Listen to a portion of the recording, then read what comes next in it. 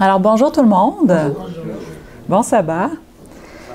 Est-ce que ça vous tente encore, vous, d'écouter les nouvelles à la télé? Non. Parce que moi, j'ai entendu plusieurs personnes me dire qu'ils étaient tannés d'écouter les nouvelles parce que c'était juste des nouvelles déprimantes, puis il n'y avait rien de positif. Il y avait de la guerre partout, il y a des catastrophes, puis ça m'a rappelé quelqu'un qui m'avait aussi dit ne pas vouloir lire l'Ancien Testament dans la Bible parce qu'il préférait le Nouveau Testament, c'était plus positif. Il y avait trop de guerres dans l'Ancien Testament, trop de conflits, puis il trouvait que ne voulait pas lire l'Ancien, il préférait le Nouveau seulement. Est-ce que vous êtes d'accord avec moi qu'un endroit sans guerre, ce serait le paradis? C'est le Canada. Je me prononcerai pas. Mais est-ce que vous savez qu'un jour, il y a eu une guerre au ciel? Une guerre au paradis. Est-ce que vous êtes capable d'imaginer ça? Tournez avec moi dans Apocalypse, chapitre 12, les versets 7 et 8. 7 et 8. On va poursuivre jusqu'au verset 12. Donc, Apocalypse 12, verset 7. « Il y eut guerre dans le ciel. Michel et ses anges combattirent contre le dragon, et le dragon et ses anges combattirent. Mais ils ne furent pas les plus forts, et leur place ne fut plus trouvée dans le ciel. » Le sujet d'aujourd'hui, c'est Michael, ou Michel, comme on l'appelle ici dans la version Louis II. Michael, chef de l'armée de l'Éternel. Alors oui, il y eut une guerre dans le ciel. Dans un endroit où régnait la paix, il est survenu à un moment donné une discorde, une différence d'opinion. Puis, dans cet ange, dans cet être, Lucifer, il a germé une idée et il a commencé à en parler autour de lui. Et c'est comme ça qu'il y a eu comme une révolte qui s'est levée contre l'autorité de Dieu. On poursuit la lecture, verset 9. Lorsque il y eut guerre, il fut précipité, le grand dragon, le serpent ancien, appelé le diable et Satan, celui qui séduit toute la terre. Il fut précipité sur la terre et ses anges furent précipités avec lui. Et j'entendis du ciel une voix forte qui disait « Maintenant, le salut est arrivé, et la puissance et le règne de notre Dieu, et l'autorité de son Christ, car il a été précipité, l'accusateur de nos frères, celui qui les accusait devant notre Dieu jour et nuit. Et ils l'ont vaincu à cause du sang de l'agneau et à cause de la parole de leur témoignage. Et ils n'ont pas aimé leur vie jusqu'à craindre la mort. C'est pourquoi réjouissez-vous, cieux, et vous qui habitez dans les cieux.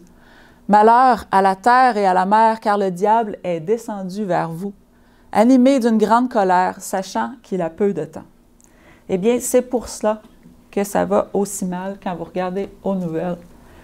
C'est pour ça qu'il y a autant de guerres, de conflits et de malheurs. C'est parce que le diable est descendu vers nous, animé d'une grande colère, sachant qu'il lui reste peu de temps.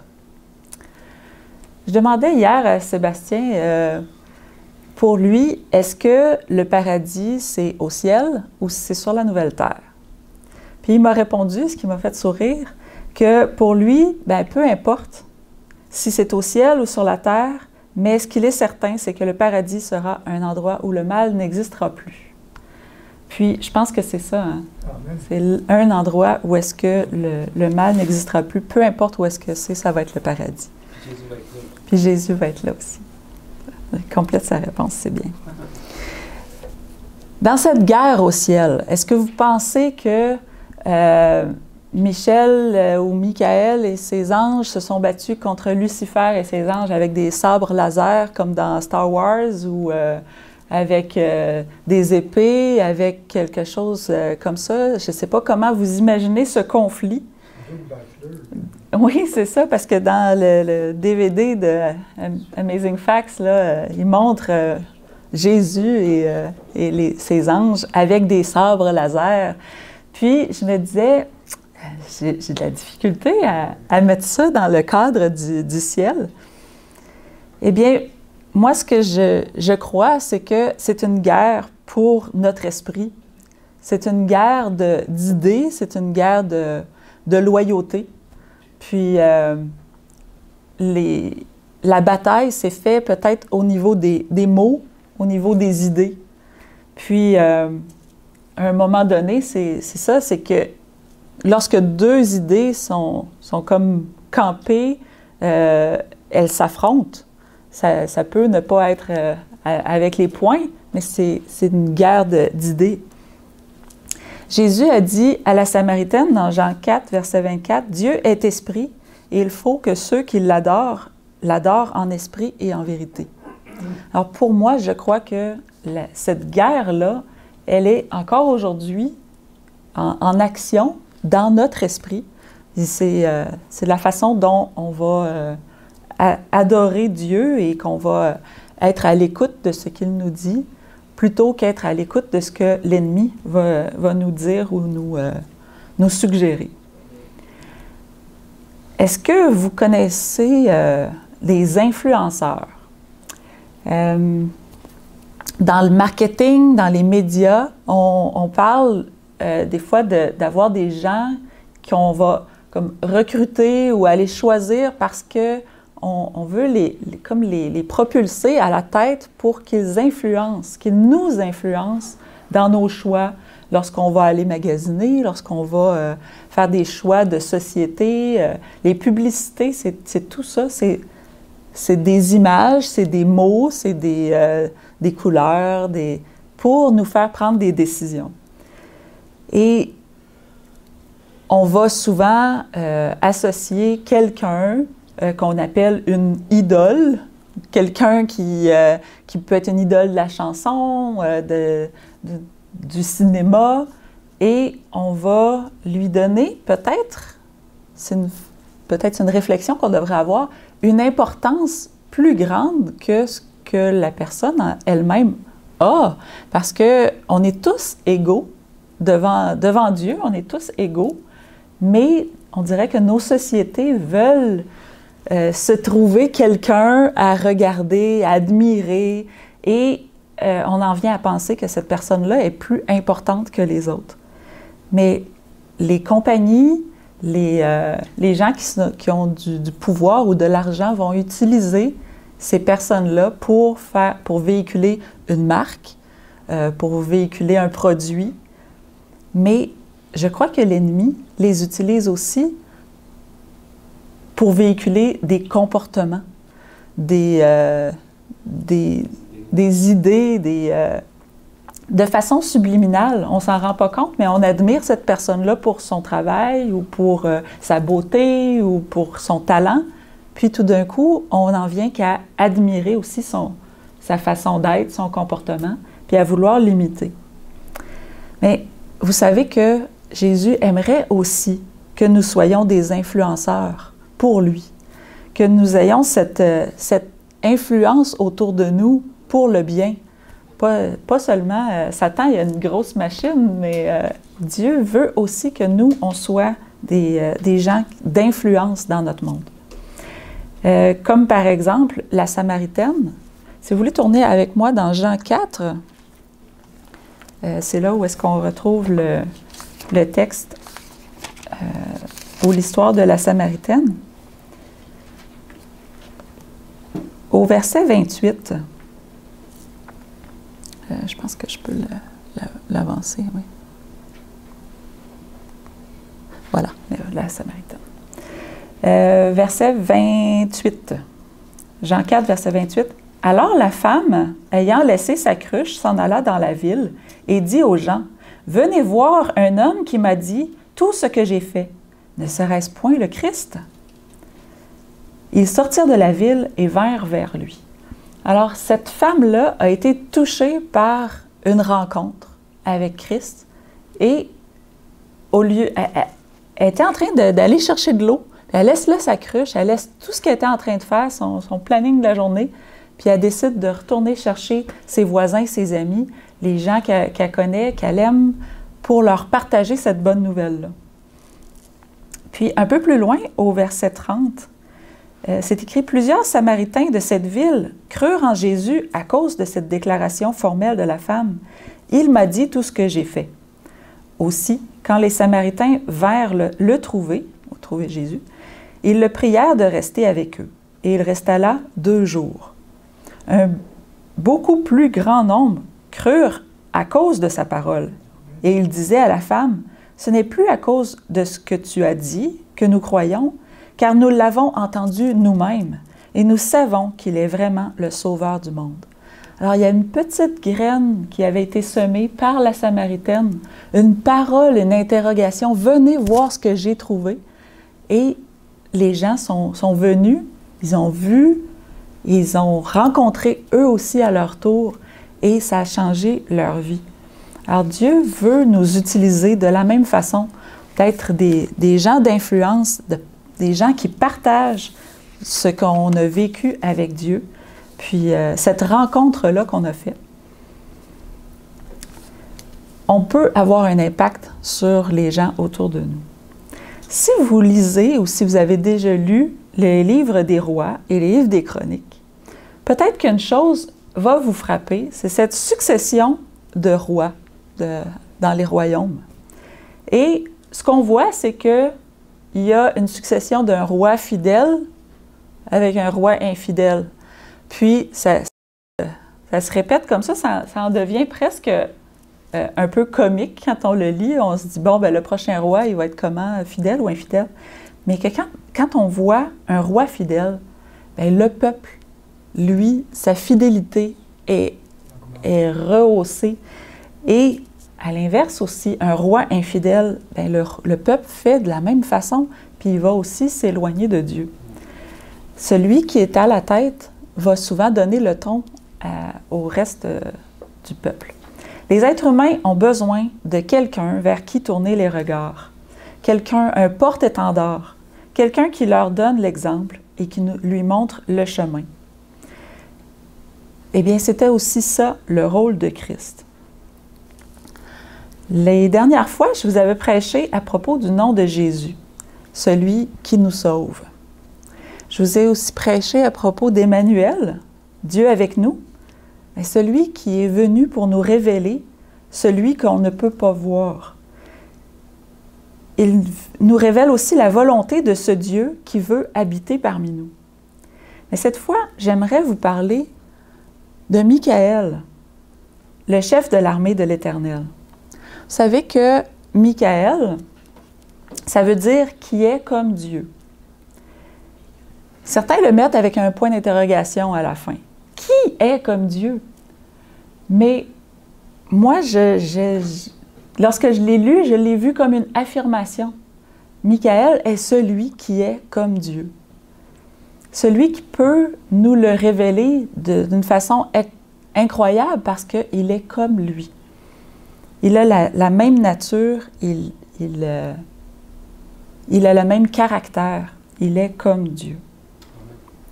C'est d'ailleurs ce titre-là que Lucifer voulait avoir. Il voulait lui aussi être comme Dieu. Il voulait la place de Jésus, du Fils de Dieu. Michaël, le chef de l'armée de l'Éternel, on le voit ici, qui rencontre Josué lorsqu'ils vont prendre la ville de Jéricho. Josué, peut-être, avant la bataille, se promène, puis pense à des stratégies, et sur le chemin, il voit ce personnage en armure, puis il lui demande « Es-tu ami ou ennemi? » Et ça aurait pu être un ennemi, mais il dit « Je suis le chef de l'armée de l'Éternel. » Et tout de suite, Josué se prosterne, il veut l'adorer.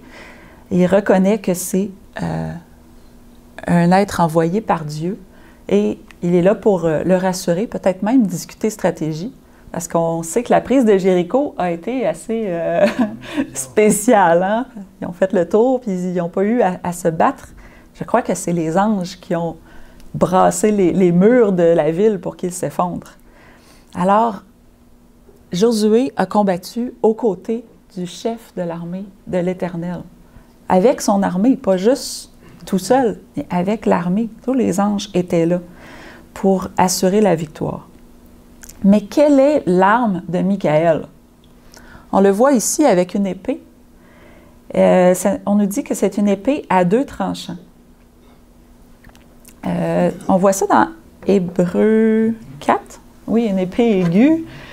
On peut lire peut-être dans Hébreux 4, verset 12. J'ai toujours de la difficulté à trouver Hébreux.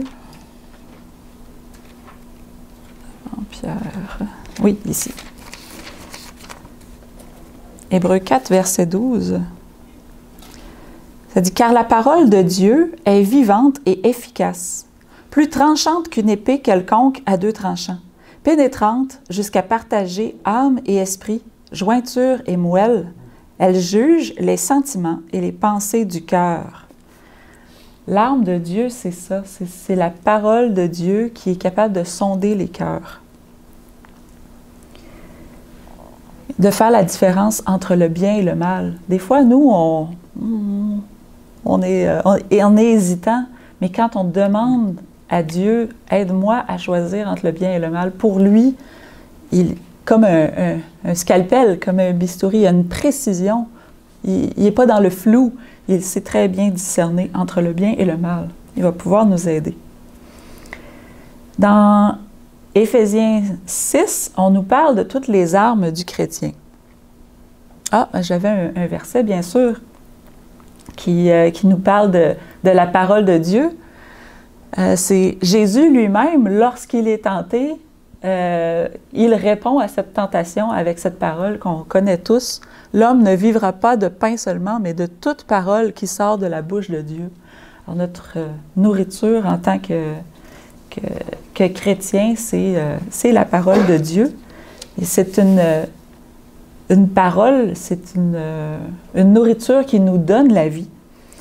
Il y a une bénédiction à lire la parole de Dieu, à lire soi-même la parole de Dieu. C'est bien si vous écoutez des vidéos sur Internet, si vous écoutez des prédications, puis d'être nourri d'une façon spirituelle, mais d'avoir un temps personnel pour étudier la parole de Dieu, de la lire pour soi-même et de demander à Dieu qu'elle entre en nous et qu'elle porte du fruit, qu'elle puisse changer notre façon de voir les choses, qu'elle puisse changer peut-être quand on est accoutumé à certaines habitudes de vie qui ne sont pas selon ce que Dieu veut, qu'elle puisse nous éclairer puis nous aider à prendre des décisions.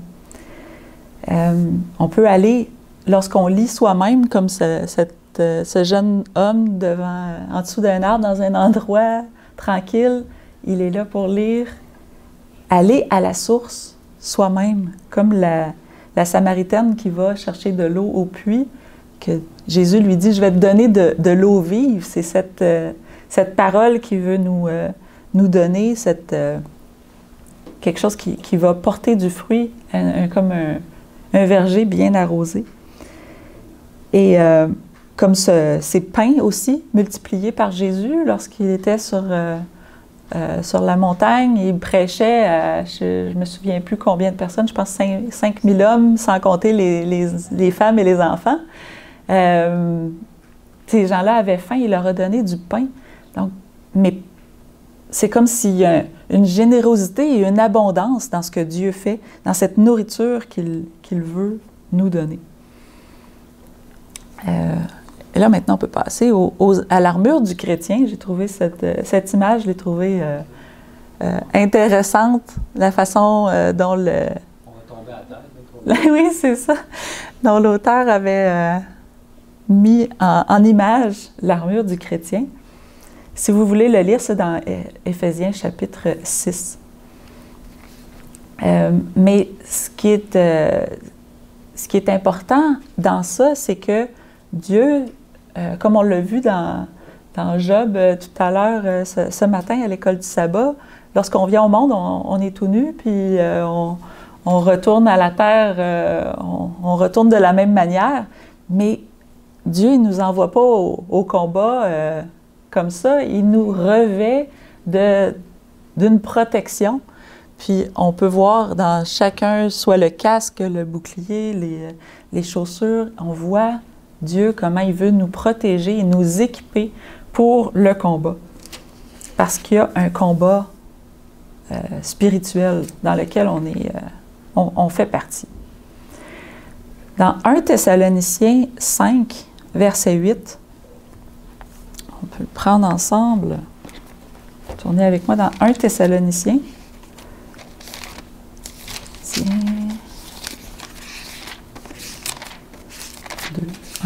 1 Thessaloniciens 5, verset 8. Oh, c'est juste ici. Il est dit, « Mais nous, qui sommes du jour, soyons sobres, ayant revêtu la cuirasse de la foi et de la charité, ayant pour casque l'espérance du salut. » Et c'est nous, ça, ceux qui sommes du jour. Parce qu'on n'est pas des porteurs de ténèbres, on est ceux qui doivent porter la lumière au monde. Alors, on vit, lorsqu'on est éclairé par Dieu, on vit dans une atmosphère de lumière. Et nous sommes du jour. Et on est invité à être équipé par ce casque, cette cuirasse de la foi et de la charité, et d'avoir un casque de l'espérance du salut.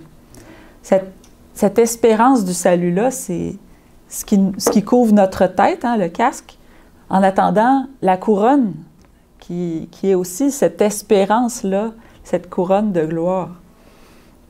Dans Hébreux 11, verset 1, il est dit « Or, la foi est une ferme assurance des choses qu'on espère, une démonstration de celles qu'on ne voit pas. » Donc, on a cette espérance du salut, cette foi-là, cette espérance du salut, et c'est aussi une démonstration. Donc, on est dans une foi qui est active. Et on nous parle aussi d'avoir la cuirasse. La cuirasse, hein, c'est en dessous ici, là, celle de la foi et de la charité. Mais on sait que le mot charité, on peut le remplacer peut-être avec plus de précision par l'agapé. Donc, cet amour-là, c'est ça qui est notre protection, et cette foi-là aussi.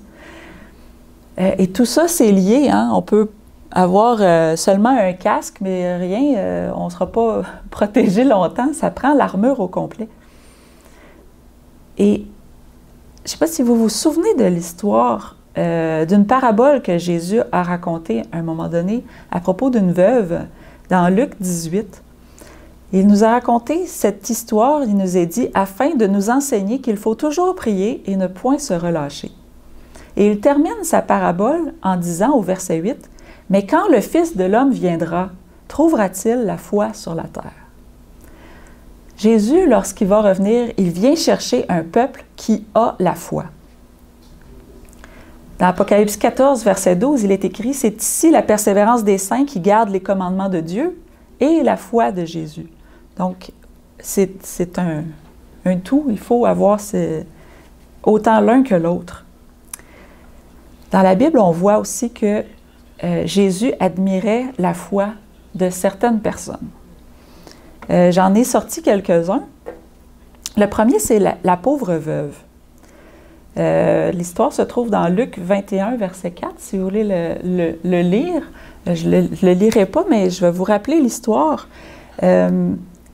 Jésus, avec ses disciples, voit des gens aller déposer des offrandes et il y a des gens qui arrivent avec beaucoup d'argent, puis les disciples sont impressionnés de voir ces gros montants, ces grosses sommes-là. Mais Jésus donne l'appréciation et l'admiration qu'il a pour la pauvre veuve qui, elle, est arrivée avec 2 petites pièces. Parce qu'il dit que cela représentait son nécessaire, tout ce qu'elle avait pour vivre.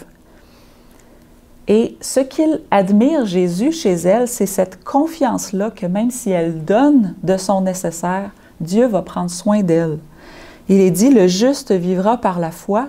Eh bien, c'est ça, on doit tous avoir cette foi-là comme cette pauvre veuve qui s'abandonne dans les mains de Dieu en disant, je suis appelée à donner une offrande, il m'en reste plus. C'est ce que j'avais pour manger peut-être le reste de la semaine ou le restant du mois, mais je fais confiance à Dieu qu'il va me bénir parce qu'il l'a fait dans le passé. Et il veut continuer à le faire. La deuxième personne que Jésus admire aussi pour sa foi, c'est à un moment donné, Jésus croise des lépreux. Ils sont 10, nous dit l'histoire, et ils sont guéris. Puis, il court vers le temple ou vers la synagogue, le prêtre, en tout cas pour être déclaré pur par un prêtre. Et sur les 10, il y en a un seul qui revient au pied de Jésus, le remercier. Et Jésus voit cet élan de reconnaissance envers lui et il dit où sont tes 9 autres amis?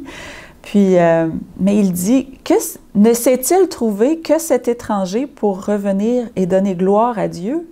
Parce que le seul qui est revenu, c'était le Samaritain. Et il dit, va, ta foi t'a sauvé. Alors, il était guéri déjà, le lépreux, mais le fait de revenir et de donner cette reconnaissance à Dieu pour ce qu'il a fait, remercier Jésus pour l'accomplissement de cette requête de prière-là qu'il avait, c'est ça que Jésus voit dans cet homme-là, puis il lui dit, va, ta foi t'a sauvé. Il était déjà guéri, mais là, il va et il est accompagné par une bénédiction. Il est sauvé. C'est pas lui qui se sauve, là, c'est Jésus, mais c'est la foi en cet acte-là que Jésus a eu envers lui. Donc, on avait eu la confiance, maintenant la reconnaissance. Le troisième personnage, c'est une femme cananéenne. C'est drôle, hein? Là, tantôt, c'était une Samaritain, là, c'est une cananéenne. L'histoire se trouve dans Matthieu 15, versets 21 à 28.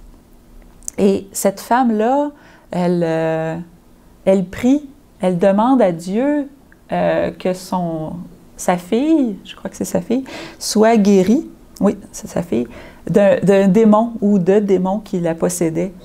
Et Jésus la rabroue un peu en voulant dire, c'est pas... moi, je ne suis pas envoyée pour les Cananéens, là. Moi, je suis en train de prêcher au peuple d'Israël.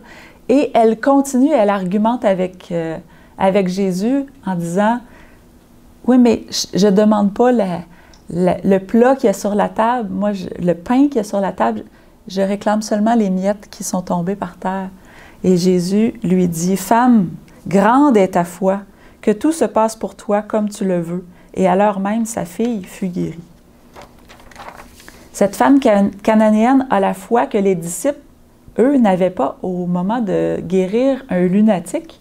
Dans Matthieu 17, verset 16, pour ceux qui veulent aller lire l'histoire. Mais quelqu'un qui se présente devant Jésus et dit « Mon enfant, je l'ai amené à tes disciples, puis ils n'ont pas été capables de chasser le démon qui l'habite. » Puis Jésus répond une parole dure. Il dit « Race incrédule et perverse, répondit Jésus, jusqu'à quand serai-je avec vous? Jusqu'à quand vous supporterai-je? » C'est comme s'il est en train de dire « Gang de bébés, pourquoi est-ce que vous n'êtes pas capable d'aller et de faire les œuvres que vous m'avez vu faire? Vous le savez, cette puissance-là de Dieu est à votre portée. Puis, on n'a pas été capable de chasser ce démon-là, il était trop récalcitrant. » Et Jésus, un petit peu plus loin, au verset 20, dit « Si vous aviez de la foi comme un grain de sénévé, vous diriez à cette montagne, « Transporte-toi d'ici là, et elle se transporterait. Rien ne vous serait impossible. » Dans Matthieu 19, verset 26, il dit « Aux hommes, cela est impossible, mais à Dieu, tout est possible. » Mais pourquoi aujourd'hui on ne voit pas autant de miracles qu'à cette époque-là? Ou pourquoi est-ce qu'il manque de puissance, on dirait, dans nos églises? Il y a quelque chose qui nous manque. Les paroles de Jésus, « Race incrédule et perverse », s'adresseraient-elles à nous aussi? Qu'est-ce qui manque? Il manque cette foi-là comme une graine un grain de sénévé. Même un peu de foi, pourvu qu'elle soit sincère envers Dieu, c'est pas nous qui faisons le miracle, c'est juste qu'on permet et on intercède afin que toute la puissance de Dieu puisse déferler pour accomplir le miracle. Le dernier personnage que je veux vous présenter que Jésus admire la foi, c'est le centurion ou le centenier, dépendamment de votre version ou traduction de la Bible. Je suis aussi bien de l'avancer. Hein? Quand Jésus, on réclame de lui quelque chose, il s'amène avec la puissance de son armée. Hein? On l'a lu tout à l'heure dans Apocalypse 19, verset 11 et suivant. C'est le texte qui était en introduction, mais un jour, ce Michael se lèvera et il viendra avec son armée. Mais on peut déjà le voir par les yeux de la foi.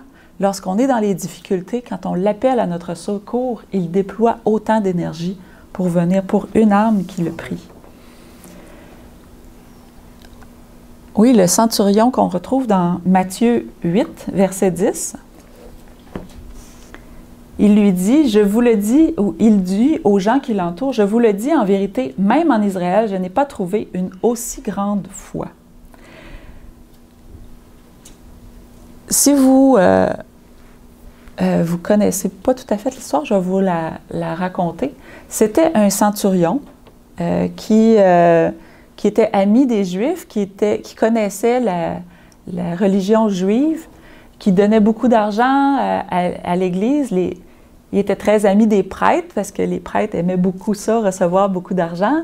Et il avait même aidé à faire construire une synagogue. Alors, un jour, le serviteur, probablement un de ses serviteurs qui l'aimait beaucoup, est tombé malade et il s'est dit, mais la seule personne qui pourrait le guérir, c'est Jésus. Alors, il envoie les prêtres chercher Jésus, ou plutôt demander à Jésus de faire quelque chose pour lui, parce qu'il ne voulait pas vraiment qu'il se déplace. Et puis, Jésus, il se lève, puis il se dit, je vais y aller, je vais aller guérir.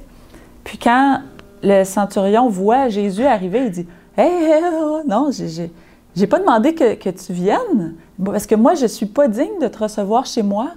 Mais si tu parles, peu importe où est-ce que tu es, si tu dis seulement la parole, mon serviteur va être guéri. » Puis, c'est en réponse à cette foi-là que Jésus dit que dans tout Israël, il n'a pas trouvé une foi aussi grande que celle d'un Romain. Alors, à date, ça va pas très bien pour les Juifs, pour le peuple d'Israël, parce que là, on a un Samaritain lépreux, on a une femme cananéenne et on a un centurion romain qui sont des exemples de foi. Mais qu'est-ce que ce centurion a dit pour étonner tant Jésus? Dans l'histoire que je vous ai contée, c'était dans Matthieu chapitre 8. Je vous invite à tourner avec moi dans Luc chapitre 7, parce que c'est la même histoire que Luc raconte avec un petit peu de détails, un petit peu plus de détails, ou des détails différents. Donc, Luc 7, verset, je vais dire 7, 8. C'est aussi pour cela que je ne me suis... oui, parce que le centurion avait envoyé quelqu'un, il avait envoyé comme une délégation pour demander ce miracle à Dieu. Il dit, c'est aussi pour cela que je ne me suis pas cru digne d'aller en personne vers toi, mais dis un mot et mon serviteur sera guéri. Car moi qui suis soumis... Oh, je l'avais ici. Car moi aussi, ça c'est dans la version Darby, je suis un homme placé sous l'autorité d'autrui. Donc, je suis soumis à des supérieurs. J'ai des soldats sous mes ordres et je dis à l'un « va » et il va, à l'autre « viens » et il vient, et à mon serviteur « fais cela » et il le fait. C'est cette parole-là que Jésus, lorsqu'il l'a entendue, ça nous dit au verset 9, lorsque Jésus entendit ces paroles, il admira le centenier et se tourna vers la foule qui le suivait et il dit « Je vous le dis, même en Israël, je n'ai pas trouvé une aussi grande foi. » Qu'est-ce qu'il y a dans ça que Jésus voit qu'il a saisi par la foi? Qu'est-ce que c'est? En fait, le centurion dit, ou le centenier dit, « Car moi aussi je suis placé, un homme placé sous l'autorité. » Un centurion, c'était un chef de sang, un chef dans l'armée romaine. Puis, il était placé sous l'autorité d'un plus haut, qui était César. Ultimement, c'est César qui est en haut. Et il y avait sous lui des soldats ou des serviteurs. Et il est responsable d'une armée. Et il dit, « Moi aussi. » Alors, il voyait en Christ qu'il était lui aussi placé sous une autorité, celle de son Père céleste, et qu'il avait sous ses ordres, donc sous son autorité aussi, les anges et peut-être ses disciples, ses serviteurs. C'est cette foi-là, cette vision que Jésus admire parce qu'il avait compris quelque chose que les Juifs autour de lui n'avaient pas saisi. Que Jésus, quand il parlait, qu'il faisait un miracle, ce n'était pas de sa propre autorité, mais c'était par l'autorité que son Père céleste, à travers lui, par le ministère des anges, allait faire soit une guérison, un miracle quelconque. Donc, lorsque Jésus parlait, il avait les anges qui allaient faire le miracle. Parce que Jésus était un homme comme nous. Et moi, si j'essaie de ressusciter quelqu'un, je ne sais pas comment je ferais, mais de dire, si je me sens appelée à le faire, de dire, Seigneur, si c'est ta volonté que cette personne ressuscite, par la foi, dans la puissance de Dieu, le miracle peut se produire. C'est pas moi qui, par ma propre force, mais c'est la puissance de Dieu qui s'exprimerait. Jésus dit dans Matthieu 28, 18, « Tout pouvoir m'a été donné dans le ciel et sur la terre. » Le Père céleste donne autorité à son Fils. Il a créé l'univers à travers lui. Il peut bien nous aider lorsqu'on est dans les difficultés. S'il est capable de placer les étoiles, placer le soleil, la lune, et que tout tourne avec la précision, il peut très bien, par sa puissance, régler un petit problème dans notre vie. Dans Jean 14, verset 10, il est dit « Le Père qui demeure en moi, c'est lui qui fait les œuvres. » Et au verset 12, il dit « Et il en fera de plus grandes. » En parlant de nous, lorsqu'on on laisse la puissance de Dieu agir à travers nous, on pourra faire même des choses plus grandes que celles que Jésus a fait lorsqu'il était sur terre, imaginez.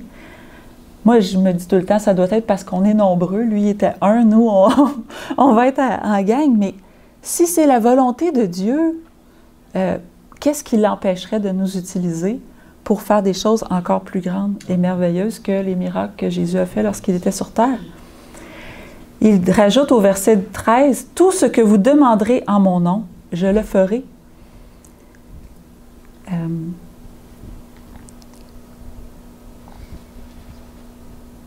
Lorsque Jésus appelait ses disciples, à un moment donné, il y avait Nathanaël qui était sous un arbre, peut-être en train de réfléchir, à chercher le Christ, quand est-ce que le Messie va venir.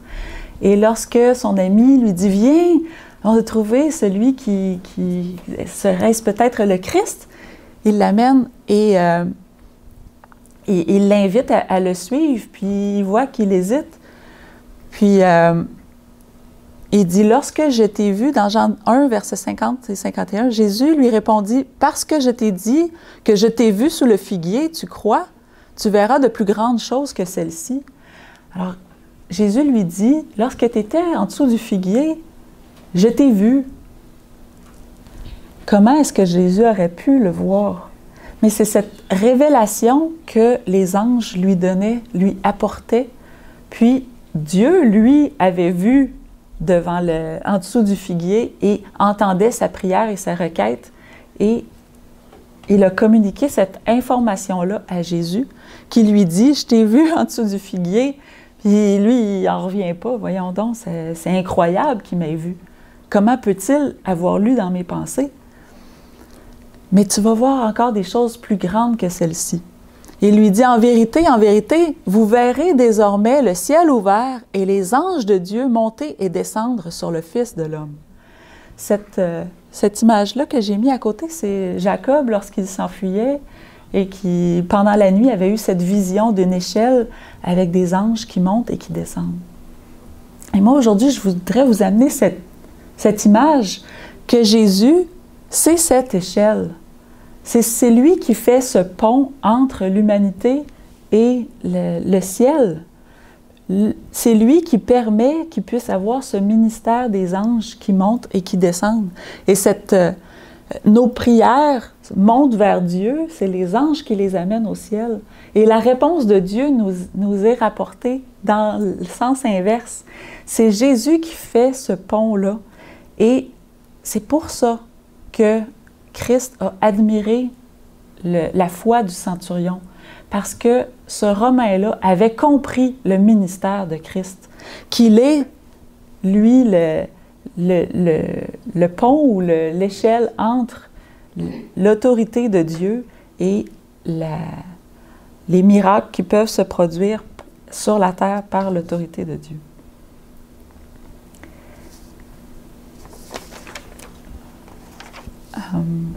Le centurion dans l'armée romaine, peut-être que vous ne connaissez pas tout à fait qu'est-ce que c'est un centurion, mais j'ai vu la description et premièrement, on nous dit qu'un centurion, c'était un homme expérimenté, qu'il avait l'expérience de la guerre. Donc, ce n'était pas un genou qui arrivait puis qui postulait pour être centurion.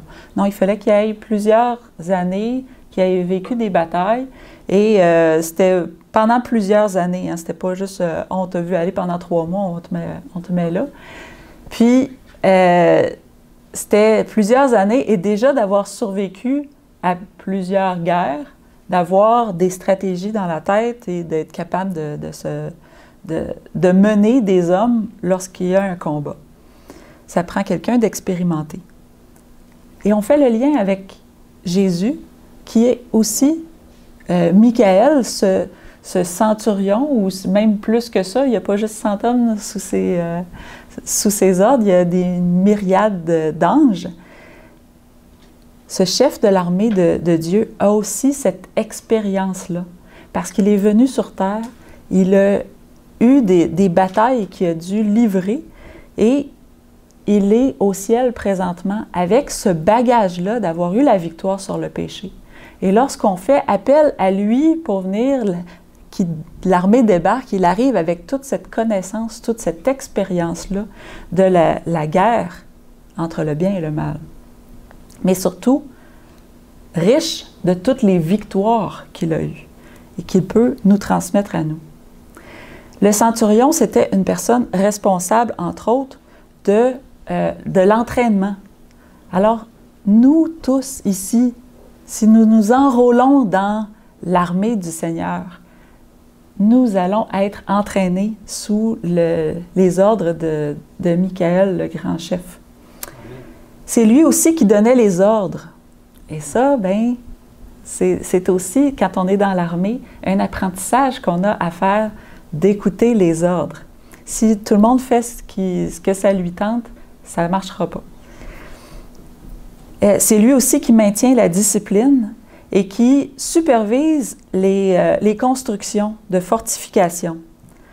Alors moi, je vous suggère que Michael est celui qui va vous aider à construire cette fortification-là qui est votre caractère. C'est lui qui va vous rendre de plus en plus fort pour résister aux attaques de l'ennemi. C'est lui aussi qui procure, qui s'assure qu'il y a tout l'équipement et la nourriture. Et Jésus, on peut dire que c'est lui, oui, qui s'occupe de nous donner cette nourriture spirituelle-là. Et chose qui m'a surprise par rapport au centurion, c'est qu'il n'était pas sur un cheval derrière à regarder les gens qui se battent devant, mais il est celui à l'avant qui se bat aux premières lignes. Puis ça me donne du courage de savoir dans les difficultés que j'ai Jésus à mes côtés, qui n'est pas derrière, mais qui est avec moi et qui se bat à mes côtés. Et le centurion, je vous remets le... Regardez son casque. Il ne passe pas inaperçu, là. Ils avaient toutes les images de centurion. Ça, là, c'est l'image la plus tranquille que j'ai vue. J'en ai vu avec des choses. Je ne sais pas si ça allait avec le grade, la grosseur des plumes qu'il y avait sur la tête, mais je me dis, Jésus, il doit avoir un casque flamboyant. Puis quand on est dans la bataille et que l'ennemi est devant, l'ennemi, qui est-ce qu'il veut abattre? Les ticlins ou celui qui a le casque flamboyant qui est facile? C'est comme une cible, on vise dessus. Bien, moi, je me dis, Jésus, quand il est avec nous, c'est lui qui est là, puis c'est lui qui prend les coups. Puis nous, bien, on est avec lui, puis on se dit, mais OK, toutes les difficultés, toutes les injures qui peuvent être lancées vers nous, rappelez-vous, Jésus nous dit, ce n'est pas à vous qu'il veut faire du mal, c'est à moi.